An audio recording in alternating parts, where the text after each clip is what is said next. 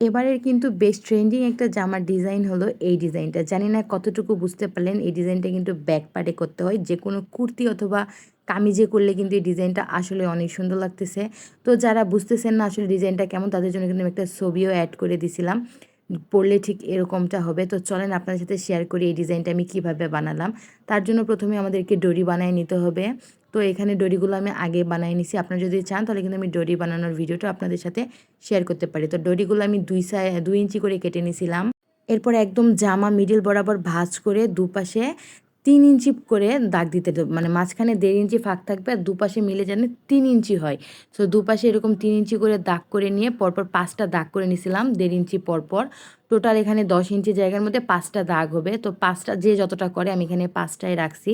তো যে ডরিগুলা বানায় নিছিলাম ২ ইঞ্চি করে কেটে রাখছিলাম, সেই ২ ইঞ্চি করে ডরিগুলা ঠিক ভিডিওতে দেখানো নিয়ম অনুযায়ী এভাবে বসায় নিতে হবে। মানে সেলাই করে আটকে নিতে হবে।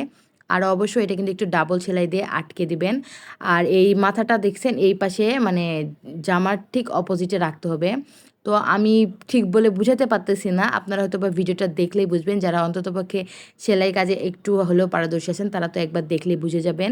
এরপরে ঠিক জামাটা মানে ডরিটা আমরা যে পাশে লাগাইছি তার অপোজিট পাশ থেকে যাতে মুখটা ঢেকে যায় সেখান থেকে জামা 1/2 ইঞ্চি পরিমাণ নিয়ে জাস্ট ডরিটার উপর দিয়ে আমরা দিয়ে দিব, যাতে ওই এক্সট্রা কাপড়টা দেখা না যায় আর সুন্দর একটা ভাঁজ হয়ে থাকে।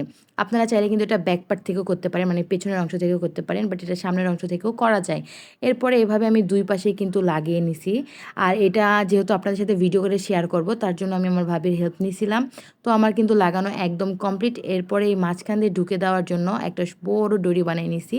আর ডরির মাথায় কিন্তু সুন্দর একটা টুলটুলিও লাগাই নিছিলাম। তো এই হলো আমার জামার ফাইনাল লুক।